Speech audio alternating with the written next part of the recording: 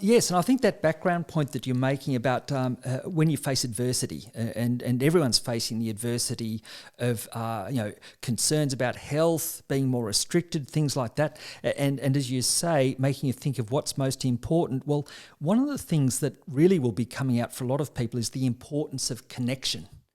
And that just seems to be such an advantage these days. We're really seeing the positive side of social media, aren't we, and of digital media, but also the importance of having, what's on digital media and social media, having it, if you like, things that involve a positive energy, things that help us get through, well, probably what will be the next 6 months plus of hardship. And actually, I'm interested in how you think about that aspect. You're the digital media manager of our psychology practice, and our practice has gone right across to telehealth at the moment. So this is like a rare opportunity, isn't it, to show what kinds of social connection there can be, even when people are physically distant from each other.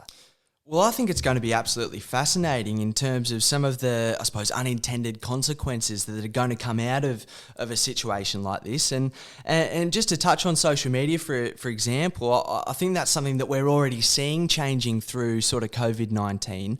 I know on my social media, for example, people have much more of an aversion to sort of straight negative stuff than I think they even did, say, a few weeks ago sort of thing. So I've even just noticed sort of a few kind of political discussions where people's replies haven't even necessarily been engaging in the discussion as much as it's been more, hold on, what do you want to sort of be putting out there at the moment? Is it something that's going to be negative? Is it something that's going to be positive?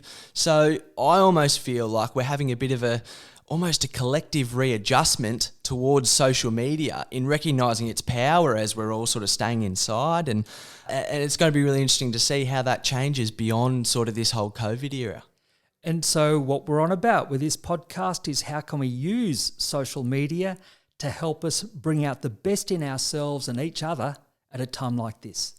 Exactly. So I suppose just as one example, to apply a bit of an optimistic framework to all of this, I reckon if we go, say 10, 15, 20 years down the track, the whole concept of social isolation in elderly people is going to be very different, because everyone's going to have this experience of now having the next few months having to learn how to digitally communicate and digitally connect with members of family, friends that they wouldn't have spoken to.